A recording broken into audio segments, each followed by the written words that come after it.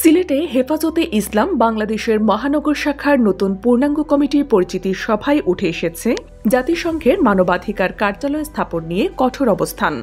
বুধবার বিকেলে সিলেট মহানগরীর দরগা গেট এলাকায় একটি রেস্তোরাঁয় আয়োজিত অনুষ্ঠানে প্রধান অতিথির বক্তব্যে সংগঠনের যুগ্ম মহাসচিব মাওলানা আজিজুল হক ইসলামাবাদী বলেন, বাংলাদেশে জাতিসংঘের মানবাধিকার কার্যালয় স্থাপনের উদ্যোগ নিয়ে আমরা গভীর উদ্বেগ ও আশঙ্কা প্রকাশ করছি। দেশের জনগণ যেমন এই কার্যালয় মেনে নেবে না, তেমনি হেফাজতে ইসলামও এটি কখনো মেনে নেবে না। তিনি আরও বলেন, বিগত সময়ে বিভিন্ন আন্তর্জাতিক সংস্থা মানবাধিকার প্রশ্নে ইসলামী শরিয়া, পারিবারিক আইন এবং ধর্মীয় মূল্যবোধে হস্তক্ষেপের অপচেষ্টা করেছে। এবারও তেমন কিছু ঘটতে পারে বলে আমরা আশঙ্কা করছি। সভায় মাওলানা আজিজুল হক কাওমি মাদ্রাসা শিক্ষা ব্যবস্থা নিয়ে উপদেষ্টা শারমিন এস মুর্শিদের সাম্প্রতিক বক্তব্যেরও তীব্র প্রতিবাদ জানান।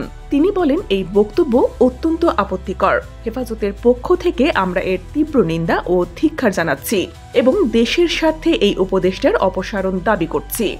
অনুষ্ঠানে সভাপতিত্ব করেন হেফাজতে ইসলামের সিলেট মহানগর শাখার সভাপতি মাওলানা মুশতাক আহমদ খান। সভা পরিচালনা করেন সংগঠনের সাধারণ সম্পাদক মাওলানা হাফেজ আসজাদ আহমদ ও জ্যেষ্ঠ যুগ্ম সাধারণ সম্পাদক মাওলানা সৈয়দ শামীম আহমদ। এ সময় সিলেট মহানগর হেফাজতের নতুন 188 সদস্যের পূর্ণাঙ্গ কমিটির তালিকাও পাঠ করে শোনানো হয়।